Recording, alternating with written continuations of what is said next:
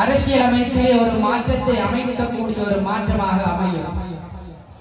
அதே போன்று இந்த தொழிலாளர் தினத்திலே அந்த குழு மாற்றமும் வருகின்றது. ஆதலால் படிப்படியாக உலக நாடெங்கும் பரவி இன்று பெரிய ஒரு நிகழ்வாக தொழிலாளர்களின் உரிமைகளை வென்றெடுக்கும் ஒரு தினமாக ஆரம்பிக்கப்பட்டிருக்கின்றது.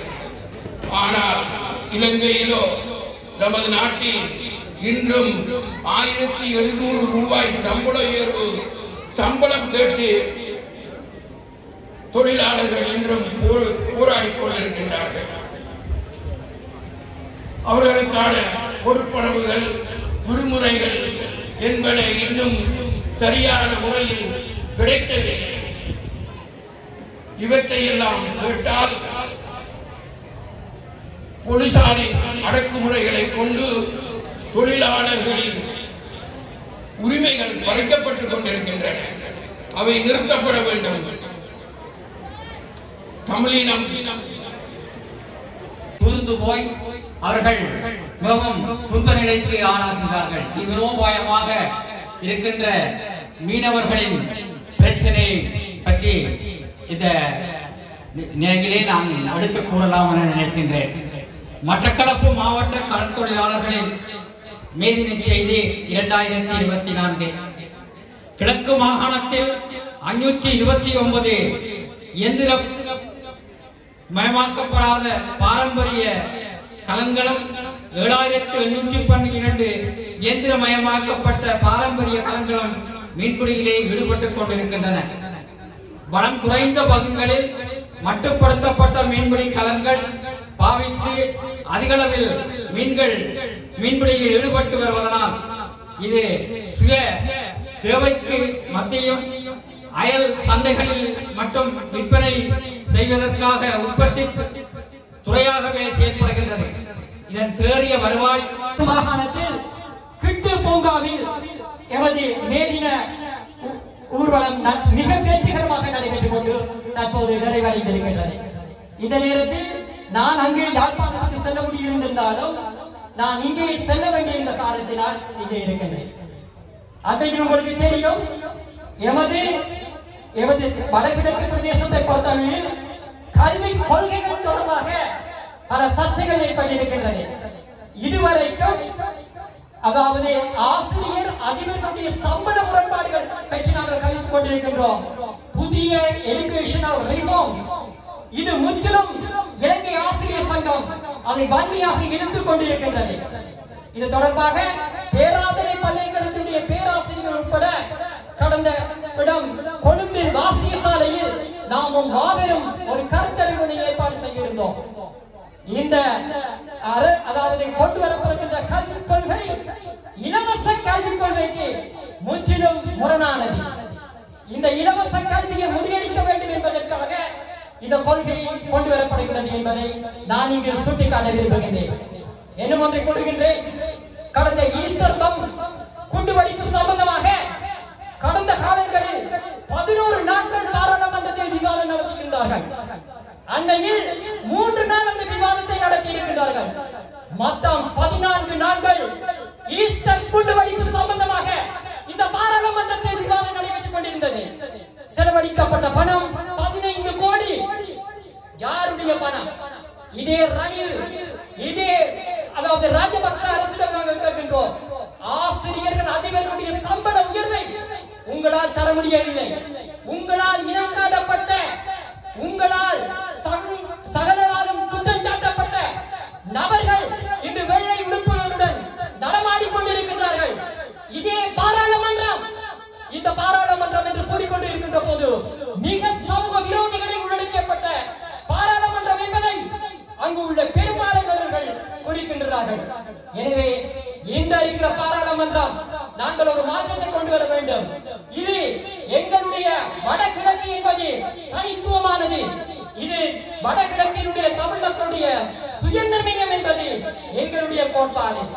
இன்றைக்கு தமிழரசு கட்சி எவ்வாறு தங்களுடைய வடகிழக்கினுடைய சுயநிர்ணயத்தினுடைய இணைக்கப்பட்ட ஒரு சமஷ்டியை கேட்கின்றார்களோ 1977ஆம் ஆண்டு யாழ்ப்பாண தீரசிங்க மண்டபத்தில் தமிழ் மக்களுடைய சுயநிர்ணய உரிமையை நாங்கள் அங்கீகரித்திருக்கிறோம் என்பதை இங்கு நான் சுட்டிக்காட்ட விரும்புகின்றேன். எமது தொழிற்சங்கங்களை முறியடிக்க வேண்டும் என்பதற்காக international convention civil and political rights இந்த ரைட்ஸ்களை மீறி 2 சட்டங்களை பாராளுமன்றத்தில் நிறைவேற்றியிருக்கிறார்கள். ஒன்று பயங்கரவாத எதிர்ப்பு சட்டம், இரண்டாவது சட்டம் நிகழ்நிலை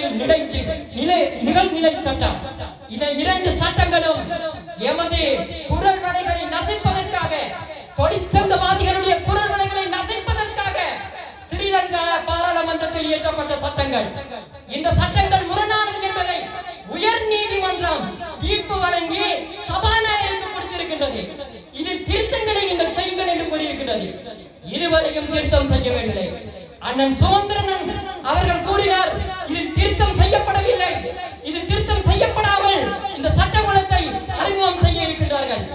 இலங்கை ஆசிரியர் சங்கமும் 2 அதாவது உயர் நீதிமன்றத்தில் இந்த வழக்கை தாக்கல் செய்ய இருக்கின்றது. கடந்த காலங்களில் ஒரு மிக முக்கியமான வெறிகள் நடந்த ஒரு சம்பவத்தை நான் இங்கே சுட்டிக்காட்டுகின்றேன்.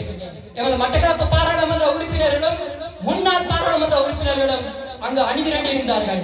வெறிகளில் இல்மனைட் இது தொடர்பாகவும் அங்கிருக்கிற மீனவ சமூகத்தினுடைய பிரச்சனை தொடர்பாகவும் தமிழரசு கட்சியில் இருந்தார்கள்.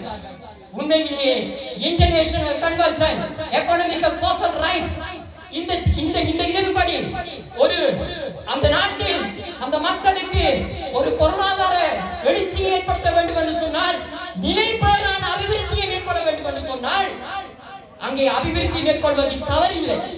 ஆனால் எப்பாவல இல்மனைட் அகழ்வின் போதும் சுன்னாகத்தில் எரிபொருள் அதாவது அங்கே இருக்கின்ற அதாவது எரிபொருள் தொடர்பான ஒரு நிலைமையும் ரியோ பிரகடனம், இந்த ரியோ பிரகடனை மையமாக வைத்துக் கொண்டு ஈக்குவாலிட்டி ரைட் டு லைஃப் இந்த மக்களுடைய தீர்மானம் இல்லாமல் ஒரு அறிஞர் கூறுகிறார்.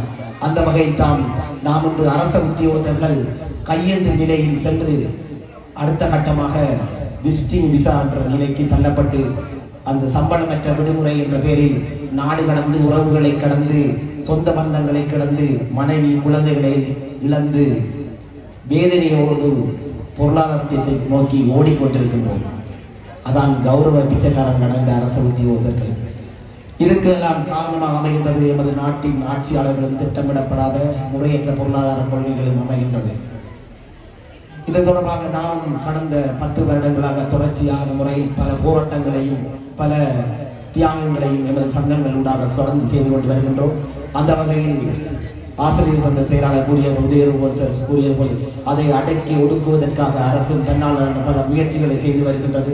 எமது தலைவர்களும் சிறையில் சென்று கொண்டிருக்கிறார்கள். சில குற்றப்புலனாய்வு பிரிவு என்ற பெயரில் அவர்களால் எமக்கான சில அழுத்தங்களும் மிரட்டல்களும் விடுக்கப்பட்டுக் கொண்டுதான் இருக்கின்றன. இருந்த போதிலும் அரச உத்தியோகர்களின் உரிமைகளுக்காகவும் அவர்களின் சம்பள உயர்வுக்காக நாம் இன்று வரை போராடி கொண்டுதான் இருக்கின்றோம். இந்த இடத்தில் உரிமை சார்ந்த அந்த அரசியலுக்காக தமிழரசு கட்சி இந்த மேடை அமைத்திருக்கின்றது. அதில் நாங்களும் தொழிலாளர் உரிமைக்காக இன்று பேசிக் கொண்டிருக்கின்றோம். அந்த வகையில் தமிழரசு கட்சிக்கு நன்றி கூற கடமைப்பட்டிருக்கின்றோம். மட்டக்களப்பு மாவட்டத்தை பொறுத்தவரையில் சில விஷயங்களை சொல்ல வேண்டிய தேவைப்பாடு இருக்கின்றது. அரச உத்தியோகத்தர்கள் பொதுமக்களுக்கான சேவர்களே ஒழிய எந்த அரசியல்வாதிகளுக்குமான சேவகர்கள் இல்லை என்பதை அழுத்தம் திருத்தமாக கூறிக்கொள்கின்றோம். ஏனென்றால் கடந்த காலங்களில் சில அரசியல்வாதிகள் அரச ஊழியர்கள் என்றால் தங்களுக்கான அடிமைகள், தங்களுக்கான சேவகர்கள் என்று நினைத்துக் கொண்டிருக்கிறார்கள். அவ்வாறு நிலை நீடிக்குமானால் அவர்களுக்கான எதிரான போராட்டங்களை எமது தொழிற்சங்கங்கள் தொடர்ந்து முன்னெடுக்க வேண்டிய கட்டாயத்துக்கு முன் செல்லும் என்று இந்த இடத்தில் நாங்கள் உறுதியாக கூறிக்கொள்கின்றோம். எமது கோரிக்கைகள் தொடர்ச்சியாக நாடுகளாக முன்வைக்கப்பட்டுக் கொண்டிருக்கின்ற போதும் நாம் இந்த இடத்திலே அந்த கோரிக்கையை முன்வைக்கின்றோம். எமக்கான முறையான சேவைப்புறமான குறிப்புகள் தயாரிக்கப்பட வேண்டும். சம்பள அதிகரிப்பு பொருளாதார நிலைக்கேற்ப வழங்கப்பட வேண்டும். முறையான பதவி உயர்வு எமது அபிவிருத்தி உத்தியோகர்களுக்கு வழங்கப்பட வேண்டும். கல்வி அமைச்சூடாக ஆசிரியர்களாக நியமிக்கப்பட்டு இதுவரைக்கும் அவர்களுக்கு முறையான தொழில் உறுதித்தன்மை வழங்கப்படாமல் இழுத்தடிப்பு செய்யப்பட்டுக் கொண்டிருக்கும் அபிவிருத்தி உத்தியோகர்களுக்கான ஆசிரியர் நியமனம் விரைவாக வழங்கப்பட வேண்டும். உத்தியோகத்தர்களின் குறிப்பாக தொழில் கௌரவம் பாதுகாக்கப்பட வேண்டும். அந்த சுய ரெஸ்பெக்ட் சொல்லுவாங்க, அந்த உத்தியோகத்தர்களுக்கான தொழில் கௌரவம் பாதுகாக்கப்பட வேண்டும். எல்லா விடியலும் மனிதர்களுக்காக அமையும், நாளைய விடியல் எம் தொழிலாளர்களுக்காக அமையட்டும் என்று கூறி நேரத்தை கருத்தில் கொண்டு இங்கு பார்த்துக் கொண்டிருக்கிறார்கள். நன்றி கூறி விடைபெறுகிறேன். நமது நாட்டில் குறை வயிற்றோடு தொழிலாளர்கள் மற்றும் அதிக மக்கள் வாழும் அவலம் ஏற்பட்டுள்ளது. இவை அனைத்திற்கும் 75 ஆண்டு காலமாக இந்த நாட்டினை ஆட்சி செய்த அதிகார வர்க்கமும் அதற்கு சார்பாக செயல்பட்ட அதன் உறவாளர்களும் காரணங்களாக இருந்தனர். இதனை அவர்களே பொறுப்பேற்க வேண்டும். இதனை விடவும் காணாமல் ஆக்கப்பட்ட உறவுகளின் ஏக்கம், கண்ணீர், வாழ்வாதாரம் என்பனவற்றிற்கும் இன்றைய ஸ்ரீலங்கா அரசாங்கம் பொறுப்பு கூறவில்லை, நீதி வழங்கவில்லை. அரசியல் கைதிகள், முன்னாள் போராளிகள், மாற்றுத்திறனாளிகள், விதவைகள், ஏதிகள் ஆகியோருக்கான விடுதலை பரிகாரங்கள் அரசினால் மேற்கொள்ளப்படவில்லை. எனவே அரசின் பொறுப்பற்ற தாந்தோங்கித்தனமான செயல்களால் பாதிக்கப்பட்ட தொழிலாளர்கள் உட்பட பாதிப்புக்கு உள்ளான சகலருக்குமான நீதி நிவாரணம் பரிகாரம் அனைத்தும் அரசினால் மேற்கொள்ளப்பட வேண்டும் என்பதை மட்டக்களப்பு மாவட்ட 2024 ஆண்டிற்கான மேலின பிரகடனமானது ஜனாதிபதியையும் அரசாங்கத்தினையும் வலியுறுத்தி கல்வியளிக்கின்றது. இவை அனைத்திற்குமான தீர்வு என்பது தமிழர்களுக்கான தேசிய இனப்பிரச்சினைக்குரிய நியாயமான தன்னாட்சி சார்ந்த கூட்டாட்சி முறைதான் என்பதையும் எமது மேலின பிரகடனம் ஸ்ரீலங்கா அரசுக்கும் சர்வதேச சமூகத்துக்கும் மீண்டும் ஒரு முறை வலியுறுத்துகின்றது. இலங்கை தமிழரசு கட்சி, பெரிய கல்லாறு, மட்டக்களப்பு. நன்றி. இருண்டு போய் கிடக்கிறது எமது தேசம், இதனாலே கோட்டான்கள் இங்கே வாசம். இருண்டு போய் கிடக்கிறது எமது தேசம், இதனாலே கோட்டான்கள் இங்கு வாசம். திரண்டு இரு சூழும் பான்மை கண்டோம் ஆதலினால், பழையபடி இருள் சூழும் பான்மை கண்டோம் ஆதலினால் இந்நிலையில் என்ன ஆகும்? ஆதலினால் இந்நிலையில் என்ன ஆகும்? அதை எடுத்து சொல்லுவதற்காய் கவிஞர் நால்வர், அதை எடுத்து சொல்வதற்காய் கவிஞர் நால்வர் சீர்மிகுந்த கவி ஆக்கி சிந்தனையை படைப்பார்கள். சீர்மிகுந்த கவி ஆக்கி இங்கு வந்து சிந்தனையை படைப்பார்கள். உண்பீர் நீங்கள், சிந்தனையை படைப்பார்கள். உண்பீர் நீங்கள்.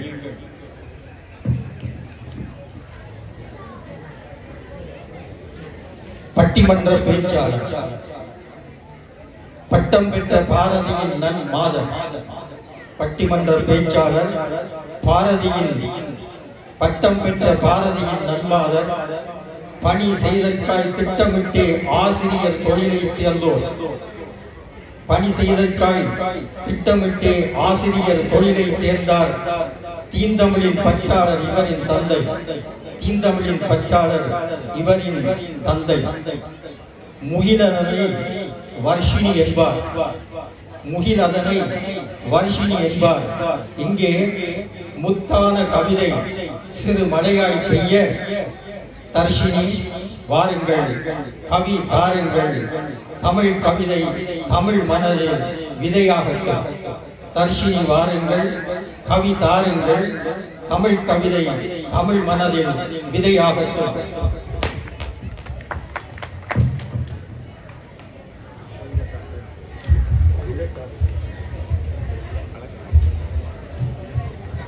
நேற்றமிழ் நயம்பட உரைத்து சொற்பொருள் பெருக்கி கற்றவர் கருத்துரு செதுக்கி நலன் தரும் கவிபல படைத்து வளம் காண்பதும் சேர்ப்பதும் செந்தமிழுக்கு சிகரமாகும்.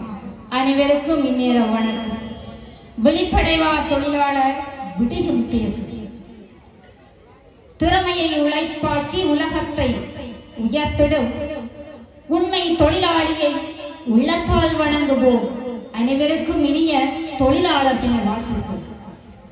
மகத்தான வாழ்வுதலில் மத்தாப்பு ஒன்றி வாழ விழிப்படைவார் தொழிலாளர் இத்தின நாளிலே தொழில் ஆள வந்தவர்கள் தன் நிறுதி மூச்சு வரை ஆண்டே போவார்கள். அடுத்த சந்ததிக்கும் கடத்தும் வரை சுரண்டல் செய்து வாழ்வோர் மத்தியில் உழைத்து வாழும் மக்கள் கூட்டம் இது. காடாகினும் மேடாகினும் கடுமையாக உழைத்திட்டு கால் வயிற்று கஞ்சிக்காய் நேர்மையாய் உழைத்திடும் மக்கள் இவர்கள். மெய்யான உழைப்பிற்கு மேதினத்தை அனுசரித்து மனிதநேயம் வளர்த்திடும் மேன்மையான மனிதர்கள். மாதமளவில் உழைத்து விடியும் ஓர் நாள் காத்திருந்து கை நிறைய எடுத்தாலும் இறுதி நாள் வந்து நிற்பது கடன். பொருள் விலை உயர்த்தி பொருளாதாரத்தை மேம்படுத்தி தொழிலாளரை வருத்தி அடிமையாக்குகின்றார் முதலாளி. பொருள் விலை உயர்த்தி பொருளாதாரத்தை மேம்படுத்தி தொழிலாளரை வருத்தி அடிமையாக்குகிறார் முதலாளி. உழைத்து வாழும் தொழிலாளி மீது பலத்தகரம் ஓங்க பொறுத்திரியார் தொழிலாளி பொங்கி எழுவர் அவர் மீது. சரியாக கணக்கிட்டு ஓய்வின்றி பணி செய்ய கிடைக்கும் கூலி போதாது எம்மவருக்கு. சிந்தையினும் ஆயுதம் தொழிலாளர் எந்த அப்போது விடியும் அவர்கள் தேசம். சிந்தையினும் ஆயுதம் தொழிலாளர் வல்லவர்கள் கொண்டு ஆதிக்கம் செலுத்தும் பொய்யான தலைமைக்கு சவால் விடுக்கும் நவீன தொழிலாளர் ஒரு யுகம் மடிந்து மறுயுகம் மலரும் போது வெளிப்பட்டு நிற்பார் ஐயமில்லை. உழைத்து உடல் தேர்ந்து உழைத்து உளம் சோர்ந்து ஏற்ற ஊதியம் இல்லாது உரிமை இழந்து நிற்கிறார். உழைப்பும் வளர்ச்சியும் உடலும் உயிருமா அனுதினம் போர்க்களமாய் ஆணைக்கு கட்டுப்பட்டு காக்கும் பணியதை கடமையென செய்வார். அயர்வு வந்து ஆட்டி வைக்கும் போதெல்லாம் அயராது உழைப்பான். உழைப்பில்லாது உயரலாம் என்ற எண்ணம் வரும் காணல் நீரை.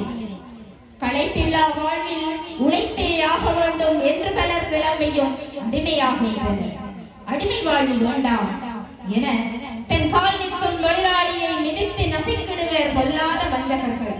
அடிமை வாழ்வு வேண்டாம் என தன் கால் நிற்கும் தொழிலாளியை மதித்து மன்னிக்கவும் மிதித்து நசிக்கிடுவார் பொல்லாத வஞ்சகர்கள். தன் நேர்மை கொண்டு வாழும் தொழிலாளர் வர்க்கத்தை சுருண்டும் வர்க்கம் தம் பக்கம் சாய்க்கும் கலாசாரம் என்று மத்தியில்.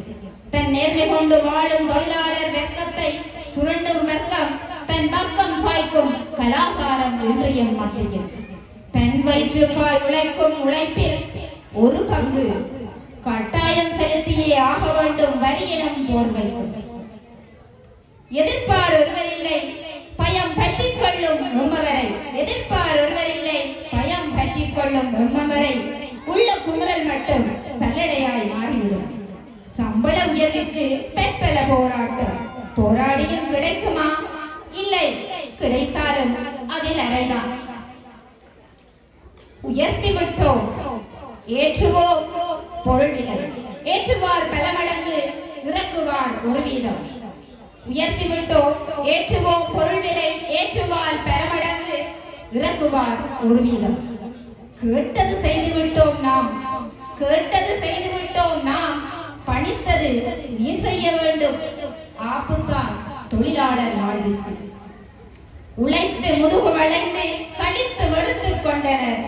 தூங்கியவர் விழித்துக் கொண்டனர், திரட்டிக் கொண்டனர் கம்பளத்தை.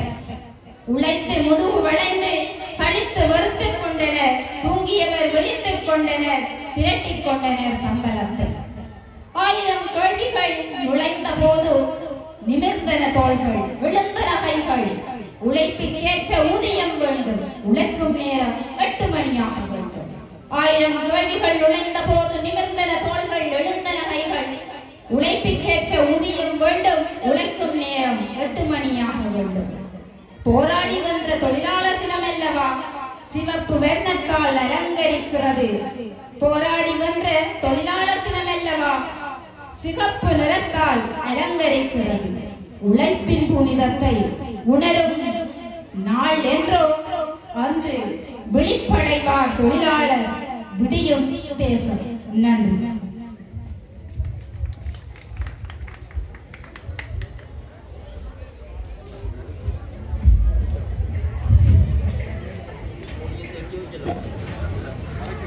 இங்கு கல்லாறு கல்வியாராக மூழ்கி முத்தெடுக்கும் இந்த மண்ணுக்கும் மக்களுக்கும் முதல் வணக்கம். இந்த மண்ணுக்கும் மக்களுக்கும் முதல் வணக்கம். அடுத்து சபை வணக்கம். கவியரங்கிற்கு தலைமை அண்ணாதாசன் ஐயா கி துரைராஜசிங்கம். தமிழர் பண்பாட்டிற்கும் தனித்துவத்திற்கும் அடையாளம். அதனால் தமிழர் அரசியலில் பொதுச் செயலாளராக, மாகாண சபை அமைச்சராக, பாராளுமன்ற உறுப்பினராக அன்று பணி செய்யும் பதவிகளில் ஐயா என் பேனா தலைகுனியும் போதெல்லாம் உங்கள் தாளை வணங்குவதாகவே உணர்கிறேன். நான் தமிழில் கொண்ட பற்றால் வந்த பிணைப்பால் என்பால் அவர்கள் காட்டிய அன்பால் என்றும் எனக்கு முன்னுதாரணமாய் இன்று கவிஞர்களாய் வீட்டிருக்கும் அண்ணன் திரு ப. அரியநேத்திரன், ஐயா திரு ஞாவண்ணா ஸ்ரீநேசன், சகோதரி திருமதி தர்சினி கலேஜன் ஆகியோருக்கும் இரண்டு கிடக்கும் எங்கள் தேசத்தின் விடியலுக்காய் கூடிப்பொழிகின்ற மேகக்கூட்டமாய் கூடியிருக்கும் மானத்தமிழர்களுக்கும் உழைப்பாளர் தின வாழ்த்துக்களோடு வணக்கங்களும். நான் நதியல்ல ஒரு குட்டை. என் கவிதை ஒரு மணலையின் கிறுக்கல். இதில் இருக்கலாம் சறுக்கல். அதை பொறுத்து ஏற்றுக்கொள்வீர் அன்புடை மரத்தமிழீர்.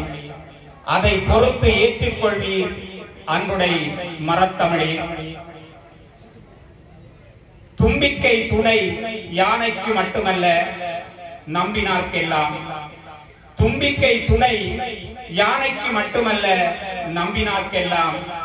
வாழ்க்கை நம்பிக்கையில் இல்லை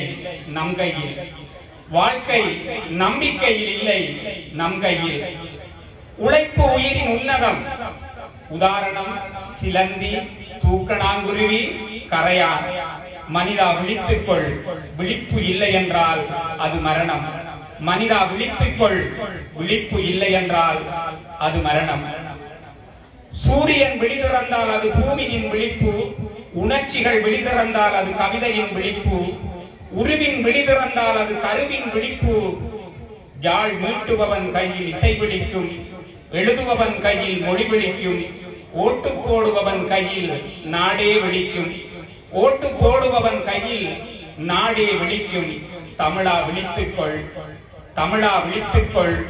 இல்லை என்றால் உன் வேட்டியை உருவி உனக்கே கொடி போட்டு கொண்டாடி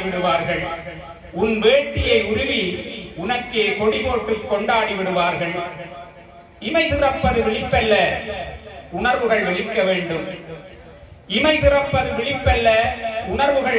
வேண்டும். எமக்கு விழி திறந்திருக்கிறது. உணர்வுகள் விழித்திருக்கிறதா?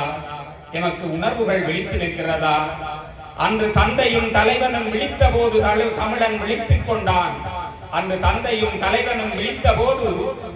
விழித்துக் கொண்டான். தன்மானத்தோடு பகை வென்றான். தமிழன் வீரத்தின் அடையாளம். அன்று கப்பலோட்டினான். 3 கடலையும் தாண்டி சென்றான். ஆணவ இலங்கையை அடக்கி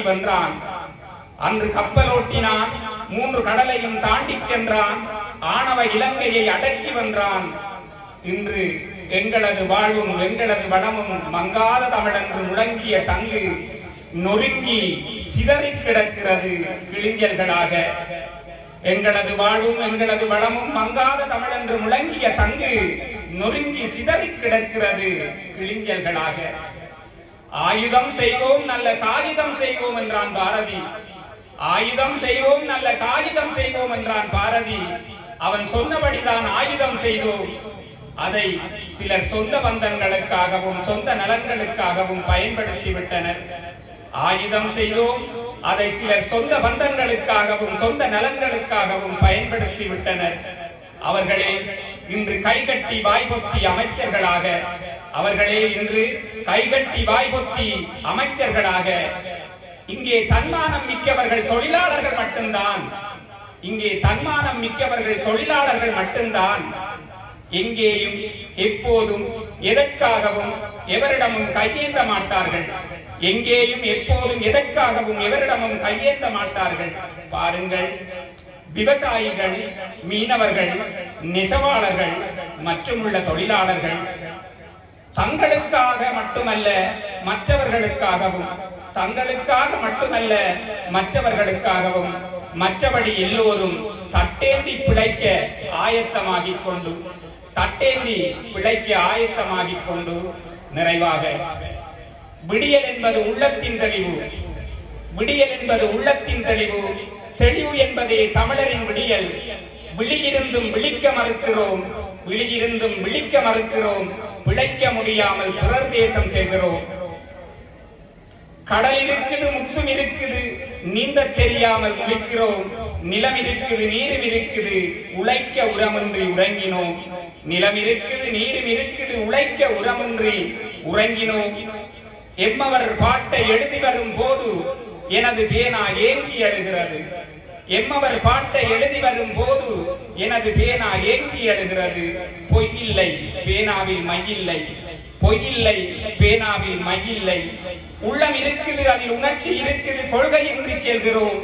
உள்ளம் இருக்குது, அதில் உணர்ச்சி இருக்குது, கொள்கையின்றி செல்கிறோம். துணிவு இருக்குது, அதில் தூய்மை இருக்குது, அடிமையாகி போகிறோம். துணிவு இருக்குது, அதில் தூய்மை இருக்குது, அடிமையாகி போகிறோம். தந்தை வழியது தன்மான வழியது தாயகம் காத்திட உழைத்திடு. தந்தை வழியது தன்மான வழியது தாயகம் காத்திட உழைத்திடு. தரணியில் என்றும் தமிழனாய் நின்று தலை நிமிர்ந்திட விழித்திரு தமிழா, விழித்திரு, விழித்திரு தமிழா, விழித்திரு. நன்றி, வணக்கம். வாழ்க்கை நம்பிக்கையில் இல்லை, உன் கையில் இருக்கிறது என்றார். இமை திறப்பதல்ல விழிப்பு, உணர்வுகள் விழித்திடட்டும் என்றார். தந்தையும் தலைவனும் காட்டிய வழியிலே செல்வோம், வெல்வோம், விடியும் தேசம் என்றார்.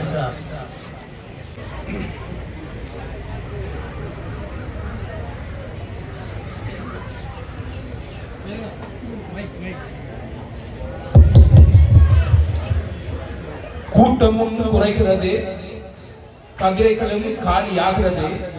ஆகவே குறுக்க வேண்டும் கவிதை என்ற செய்தி தெரிகிறது. அவையில் வீட்டிற்கும் அன்பு பெருமக்களே, தலைமை கவிஞர் அண்ணதாசன் அவர்களே, சகோதர கவிஞர்களே, அனைவருக்கும் வணக்கம். விழிப்படைவர் தொழிலாளர், விடியும் தேசம். விழிப்படைவர் தொழிலாளர், விடியும் தேசம். சலிப்படைய வேண்டாம் மக்கள், ஜனநாயகத்தின் பெரும்பான்மை தொழிலாளர். சலிப்படைய வேண்டாம் மக்கள், சனநாயகத்தின் பெரும்பான்மை தொழிலாளர். விழிப்படைவார் ஒரு நாள், விடியும் அன்று தேசம். சலுகைக்காய் சாய்ந்து கிடந்தால் சர்வாதிகாரம் தொடர்ந்து செல்லும். உரிமைக்காய் எழுந்து நின்றால் உழைக்கும் வர்க்கம் வெல்லும் அன்று. ஒன்றுபட்டால் தொழிலாளர் வர்க்கம் அன்று பிறக்கும் புதிய தேசம். ஒன்றுபட்டால் தொழிலாளர் வர்க்கம் அன்று பிறக்கும் புதிய தேசம். பன்றிகளாய் உடல் வளர்க்கும் கூட்டத்தால் பலியாவது பாட்டாளி வர்க்கம். பலம் கொண்ட தொழிலாளர் வர்க்கத்தை பங்கு போட்டு பிரித்தாழ்வோர் யார்? பலம் கொண்ட தொழிலாளர் வர்க்கத்தை பங்கு போட்டு பிரித்தவர்கள் யார்? இனவாதம், மொழிவாதம் என்று இவர்களை பிரித்தவர்கள் யார்? சுயநல சிங்கள இனவாதத்தின் சூழ்ச்சிகளால் இவர்கள் பிரிந்தார்கள். சுயநல சிங்கள இனவாதத்தால் சூழ்ச்சிகளால் பிரிந்தார்கள் இவர்கள். சொந்தங்களை எதிரிகள் என்றெண்ணி சுட்டு சுட்டே மடிந்தார்கள். பாட்டாளி வர்க்கம் ஒன்றுதான், அதில் பாக பிரிவினைகள் கிடையாது. கூட்டாளிகளால் பாட்டாளி வர்க்கம் இணைந்தால் குவலயமே அவன் கையில் கிடைக்கும். கூட்டாளிகளாய் பாட்டாளி வர்க்கம் இணைந்தால் குவலயமே அவன் கையில் கிடைக்கும். உழவனாய் மீனவனாய் இன்னும் உள்ள தொழில்கள் யாவும் செய்து வளம் சேர உழைப்பவன் தொழிலாளி. அவன் வாழ்க்கையின் வறண்டு கிடக்கிறது. சோற்றிலே நாம் கைப்புதைக்க வேண்டும் என்று சேற்றிலே கால் புதைத்து செம்மையாய் உழைப்பவன் விவசாயி. ஆற்றில் கடலில் போராடி அமுத உணவளிப்பவன் தொழிலாளி. களிப்படைந்து தொழிலாளர்கள் காத்திரமாய் வாழ்வதற்கு காத்திரமாய் வாழ்வதற்கு விழிப்படைய வேண்டும். அன்று விடியும் புதிய தேசம். கொள்ளையடிக்கும் கொமிஷன் கூட்டம் வெள்ளையடித்து வெளிச்சம் காட்டினாலும் கொள்ளையடிக்கும் கொமிஷன் கூட்டம் வெள்ளையடித்து வெளிச்சம் காட்டினாலும் அள்ளி அள்ளி அரைமோத்தல் கொடுத்தாலும் எள்ளளவும் நம்ப